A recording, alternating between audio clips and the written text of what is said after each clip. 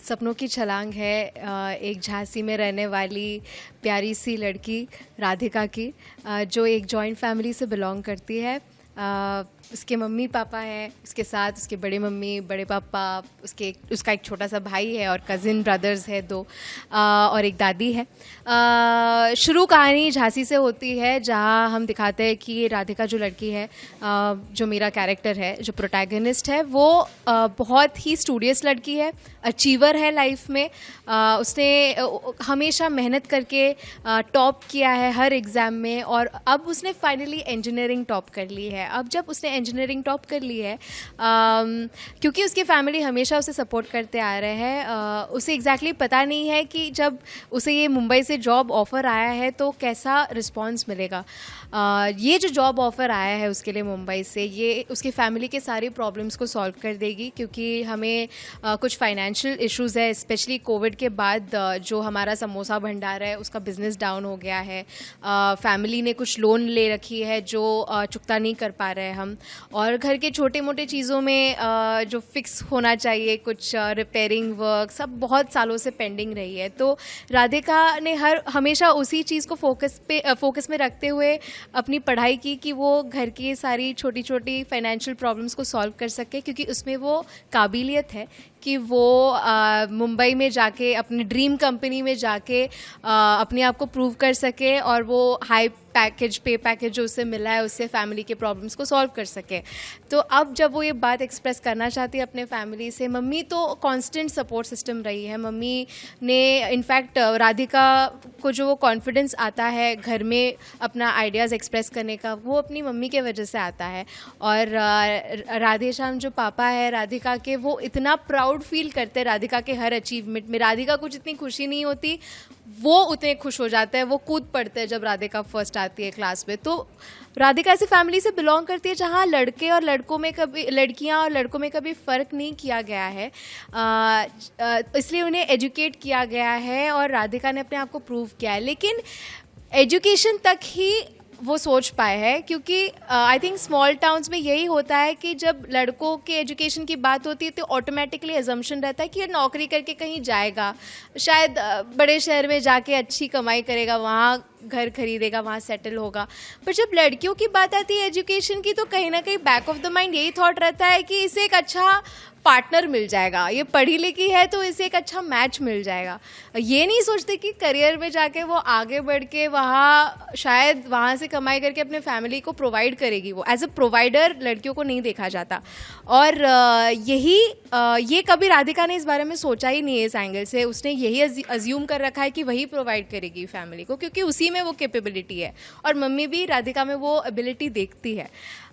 लेकिन जब उसे इस बात का एहसास होता है कि फैमिली के कुछ रिजर्वेशंस हैं, और जो कि नेचुरली है, हर फैमिली जो अपनी बेटी को प्रोटेक्ट करता है उसके कुछ कंसर्न्स रहेंगे अपनी बेटी को घर से बाहर भेजने के लिए। जब वो चीज़ें वो अपने फैमिली के पॉइंट ऑफ व्यू से समझती है, तो राधिका का जो मेन यूएसपी है, उसका जो नेचर है प्रॉब्लम सॉल्व करने का, वो हाईलाइट होता है। वो नहीं चाहती कि वो रिबेल करके अपने पेरेंट्स से अपने सपने पूरे करे, वो चाहती है कि उसकी फैमिली उसके सपनों को समझे। तो वो लिटरली प्रोज एंड कॉन्स की लिस्ट बना के फैमिली के सामने मीटिंग रख के वो एक्सप्लेन करती है कि क्यों उसका मुंबई जाना एक अच्छा आइडिया है और क्यों नहीं।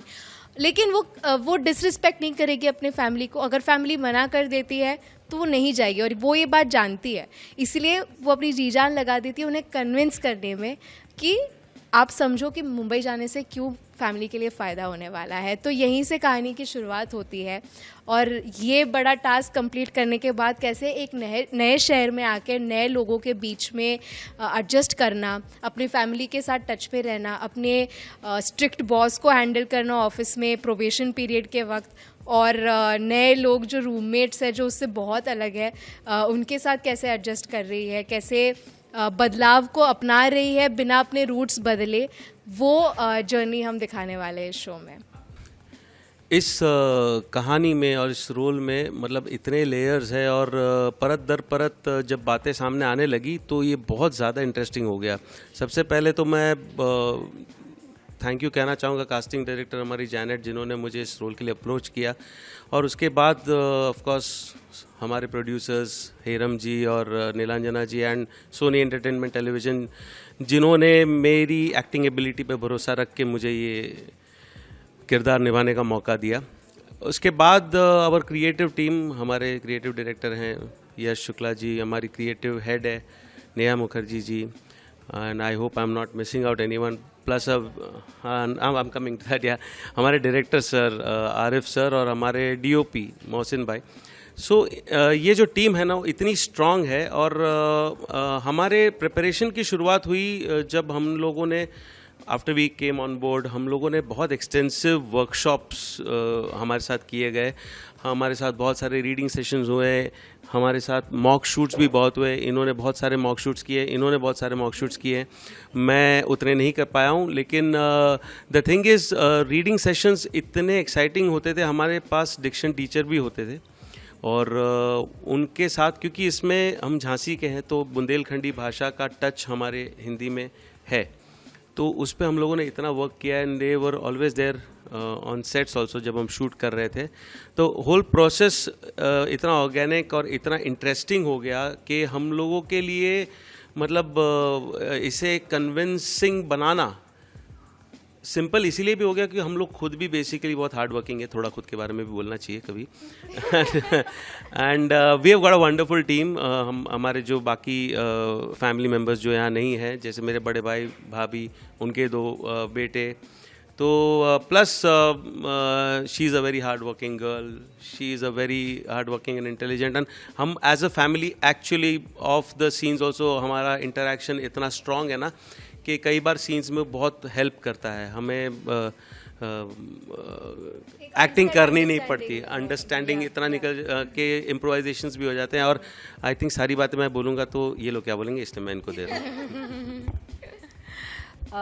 तो सपनों की छलांग जब स्टार्ट हुआ तो बहुत मिक्स्ड फीलिंग थी, जानती भी थी। जैसे जैसे मैं सुमन जीती जा रही हूँ, मुझे I am more grateful to my mother, to my parents, for because of them I am here. तो जैसे जैसे मैं राधिका को सपोर्ट कर रही हूँ, मुझे मेरी मदर की जर्नी याद आती है, कैसे कैसे छोटी छोटे मैं राधिका से जितने भी अपना जमा पूंजी है, वो जब मुंबई जाती है मैं उसको इकट्ठा करके सब दे देती हूँ। तो कहीं ना कहीं मेरी माँ ने भी ये किया होगा, कुछ चीज़ें आप नहीं बताते, कुछ अनसेड चीज़ें होती हैं।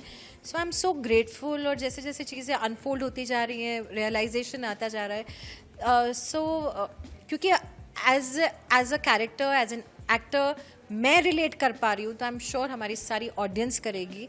और इतनी मेहनत पूरी टीम ने डाली है, actors, behind the camera, spot दादाज, इतने प्लेजेंट हैं सब लोग, इतने they are always smiling. I think the positivity speaks a lot about the show, and हमारी जो कैरेक्टर, जो कामनेस हमारे सबके कैरेक्टर्स के फेस पे है, आई think it adds, and I think मुझे लगता है कि हम बहुत कमाल करने जा रहे हैं कुछ। So I am very positive about it, और बहुत मज़ा आ रहा है। जैसे राधिका की ग्रेजुएशन के बाद भी शायद इसकी पढ़ाई वहाँ रुक जाती, लेकिन हम बात करते हैं कि कैसे हमने तभी भी पापा को मना लिया था ना इंजीनियरिंग करने के लिए, झूठ वूठ बोल के कि लड़का अच्छा मिलेगा, क्योंकि छोटे शहरों में यही होता है कि लड़की की शादी करनी, ग्रेजुएशन कर ली ना। राधिका के जो 2 कज़न भाई हैं जो हम जॉइंट फैमिली में रहते हैं, वो भी ग्रेजुएट हैं, तो उन्होंने भी कर ली। काफ़ी है, ग्रेजुएशन छोटे शहरों में बहुत हो जाती है, अब शादी हो जाएगी। तो कैसे सुमन कन्विंस करती है कि नहीं, ये अगर इंजीनियरिंग करेगी तो इसको लड़का और अच्छा मिलेगा, कम दहेज लेगा, ये सब चीज़ें नहीं पड़ेंगी, पढ़ी लिखी लड़की होगी। तो कैसे कैसे ये लोग एक दूसरे को, इन लोगों की एक सीक्रेट लैंग्वेज है, सीक्रेट मंत्रा है, एक दूसरे को पेप अप करते रहते हैं लाइफ में। आई थिंक जो बॉन्ड है ना, वो हर मदर डॉटर भी रिलेट कर पाएंगे, फादर के साथ रिलेट कर पाएंगे, हर घर की कहानी है। मेरी फैमिली तो मेरे हर छोटे से छोटे अचीवमेंट में बहुत खुश हो जाती है। तो फैमिली बहुत, मेरी मॉम डैड तो बहुत खुश हुए कि मुझे एक ऐसी कहानी मिली है जो मुझे करने में मुझे बहुत मज़ा आने वाला है। एंड कहानी की बात करूँ तो आई मीन जो मुझे पहली बार कहानी मैंने सुनी तो कोई वजह ही नहीं थी मना करने के लिए, मुझे करना था ये शो। और यही सबसे कहानी की खासियत है बाकी डेली सोप्स के कंपैरिजन में कि हीरोइन जो लड़की प्रोटैगनिस्ट होती है उसकी विदाई इसलिए होती है क्योंकि वो शादी करके कहीं चली आती है, लेकिन इस शो में हीरोइन की विदाई इसलिए हो रही है क्योंकि वो अपने करियर में आगे बढ़ने के लिए कुछ करने जा रही है। और हमने लिटरली विदाई सीन भी शूट किया है, पर वो जा रही है मुंबई अपने सपनों को पूरे करने, अपने फैमिली के लिए। और यही जो बदलाव है वही हम हाईलाइट करना चाहते हैं, वही हम चाहते हैं कि लोगों तक पहुँचे कि वक्त बदल रहा है। राधिका जो है वो आज की लड़की है और इसे आज की लड़की बनाया हमारे मेकर्स ने।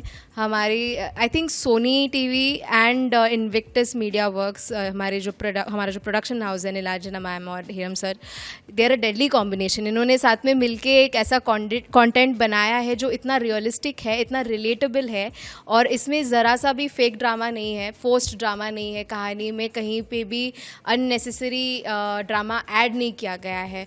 एक नॉर्मल इंसान की लाइफ में जो नॉर्मल बदलाव आते हैं, जो नॉर्मल चैलेंजेस आते हैं, वही काफ़ी होते हैं एक इंसान की जर्नी में। तो आई थिंक एक सिंपल कहानी को पोर्ट्रे करना सबसे ज़्यादा कॉम्प्लेक्स चीज़ है, क्योंकि आपको उसमें 100% ऑथेंटिसिटी मेंटेन करने का चैलेंज होता है। और ये जो प्रेपरेशन की बात कर रहे थे कि हमने यहाँ आके रीडिंग्स की, हमने कॉन्स्टेंटली शूट करने के बाद भी रीशूट किया है ताकि कोई फ्लॉज ना रह जाए स्टोरी लाइन में। हमने कुछ शूट करने के बाद रियलाइज़ किया है कि मैम ने, नीलांजना मैम ने कहा कि हाँ नहीं, ये कैरेक्टर में थोड़ा बदलाव यहाँ आ सकता है, तो फिर से शूट करते। तो इतनी मेहनत गई है इसके मेकिंग में। तो हमने रियल लोकेशंस पे जाके शूट किया। आपने प्रोमो में देखा होगा, हमने एक्चुअली रेलवे स्टेशन पे जाके शूट किया है। एक्चुअली एक ट्रेन बुक किया हुआ है शूट करने के लिए, जो कि ये सब बहुत कम होता है। और यही चीज़ें ओवरऑल क्वालिटी एनहांस करती है अपने कंटेंट की और उसे और रियलिस्टिक बनाती है। तो I am very grateful to the makers and the channel for making a show like Sapnon Ki छलांग एंड हैविंग अस। मैं सिर्फ एक ही प्रेशर लेती हूँ, अपना सीन ऑनेस्टली पढ़ के अपना कैरेक्टर ऑनेस्टली परफॉर्म कर पाना। मेरा वही एक स्ट्रेस रहता है, और बहुत स्ट्रेस रहता है उस चीज़ का दिन भर मुझे। मैं रात को शायद सो भी नहीं पाती हूँ अगर मैं बिना सीन पढ़े नहीं आऊँ, क्योंकि इतने सीन शूट करने होते हैं। जब आप प्रोटैगनिस्ट हो तो आपको सीन्स पढ़ने का भी वक्त नहीं मिलता है। तो मैं अपनी स्लीप टाइम कट करके रात को सीन्स मंगवा के कभी कभी रीड करती हूँ, ताकि सुबह अगर मुझे वक्त ना मिले तो सीन्स ख़राब ना हो। ये इकलौता स्ट्रेस है मेरा। उसके बाद नतीजा क्या होगा, लोग ये TRPs, ये थॉट आता ही नहीं है मेरे दिमाग में, क्योंकि अगर मैं वो सब चीज़ों के बारे में सोचने लगूंगी तो मेरा फोकस हिलेगा। तो मेरा फोकस सिर्फ इसी चीज़ पे है कि मैं अपने कैरेक्टर को जस्टिस करूं। और क्या बर्डन है मुझ पे? बर्डन है ही नहीं, ये तो एक अपॉर्चुनिटी है। राधिका के पॉइंट ऑफ व्यू से हर उस इंसान की कहानी दर्शकों तक पहुंचाना, जो वो यूथ का जो स्ट्रगल है वो ज़्यादा एम्फेसिस नहीं किया जाता है। लोगों को यूजुअली लगता है कि बच्चे जाके मज़े करते हैं, अपनी मर्ज़ी का जॉब ले लेते हैं, शहर कहीं अच्छी जगह पे जाके मज़े कर लेते हैं, पर मज़े नहीं होते। मज़े के साथ साथ जो स्ट्रगल्स होते हैं हम वो भी दिखाएंगे। तो एक यूथ पर्सपेक्टिव से भी ये कहानी दिखाई जाएगी, apart from the struggles of the elders. तो ये बर्डन नहीं है, ये अपॉर्चुनिटी है, और मैं बहुत एक्साइटेड हूँ इस चीज़ को प्ले करने के लिए। सो और किसी चीज़ का स्ट्रेस नहीं है मुझे। Thank you. आई थिंक ये पूरे शो की ब्यूटी यही है कि हम सब बहुत ज़्यादा सिंपल हैं। अभी मैं आपके सामने शायद शो में मैं मैचिंग ब्लाउज के भी नहीं पहनूंगी। ये तो मैं सिर्फ आप लोगों की वजह से थोड़ा अच्छा लगने की कोशिश कर रही हूँ, बट उसमें तो शायद ये भी नहीं रहेगा। हम लोग पिन्स यूज़ नहीं करते हैं बालों में, ऐसा रफली बांध लेते हैं, बहुत ही बेसिक है। लिपस्टिक्स अप्लाई नहीं करते हैं, मैचिंग ब्लाउजेज नहीं होते हैं, ज्वेलरी यही जो जैसे आम जिंदगी, यही बात तो सारी यही है शो की, कि जो पब्लिक है वो हम हैं, we are one of them. नहीं तो फिर तो वो पूरा फेक ड्रामा हो जाएगा। So we are the public. तो हम चाहते हैं कि आप भी इस चीज़ से रिलेट करें, क्योंकि वही ज़िंदगी हम भी जीते हैं और ओरिजिनली भी जीते हैं। ये सिर्फ इस शो की बात नहीं है, शो की कहानी नहीं है, ये मेरी भी कहानी है, ये मेघा की भी कहानी, कशिश की कहानी है, मेघा की कहानी है, संजीव की कहानी है, कि ये सबके जीवन में हुआ है। इनकी मदर बनना चाहती थी टीचर, बट उन्होंने कैसे उनका स्ट्रगल रहा, या मैं कैसे आई मेघा की तरह, मैंने कैसे छलांग मारी। I think it is a story which is there in every house, but वो इतनी खूबसूरती से कभी सामने लाई नहीं गई, इतने नेचुरल तरीके से कभी सामने लाई नहीं गई। और हमारी कोशिश यही है कि हम कहीं पे भी एक्टर नहीं लगे, कोशिश यही करने की। हम हैं ही नहीं, जब हम ये किरदार जीते हैं सेट पे भी हम वो हैं ही नहीं।